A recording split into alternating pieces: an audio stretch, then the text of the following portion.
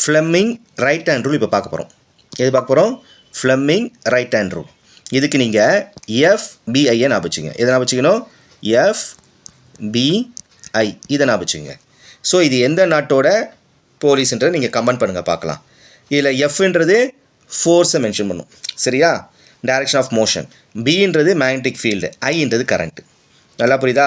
இதுக்கு right handle எது எடுத்துக்கிட்டிங்கன்னா thumb, index finger, middle finger, இந்த 3 ஃபிங்கரை எடுத்துக்க சொல்கிறோம் ஆஃப் ரைட் ஹேண்ட்.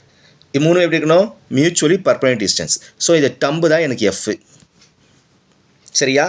இண்டெக்ஸ் தான் எனக்கு பி, பினா மேக்னெட்டிக் ஃபீல்டு. மிடில் ஃபிங்கர் தான் எனக்கு ஐ, இதுதான் எஃபிஐ. ஞாபகம் வச்சுங்க. தம்புக்கு எஃப், இண்டெக்ஸுக்கு பி, மிடில் ஃபிங்கருக்கு ஐ. ஸோ இங்கே பொசிஷன் மாற்றி கொடுத்துருப்பான் சில நேரத்தில். இங்கே டம்பு இண்டெக்ஸு மிடில் கொடுத்துருக்கானா, ஆனால் இங்கே இண்டெக்ஸை ஃபஸ்ட்டு கொடுத்து வச்சுருக்கான். நீங்கள் அதே ஆர்டரே படிங்க. டம்பு என்னது எனக்கு? எஃப்னு சொன்னோன்னா அதான் direction of motion of conductor. அடுத்து இண்டெக்ஸ் ஃபிங்கரா, அது இங்கே ஃபஸ்ட்டு கொடுத்து வச்சுருப்பான். இண்டெக்ஸ் ஃபிங்கர் எதுக்கு? எனக்கு மேக்னெட்டிக் ஃபீல்டுக்கு. லாஸ்ட்டில் மிடில் ஃபிங்கர் எதுக்கு? கரண்ட்டுக்கு.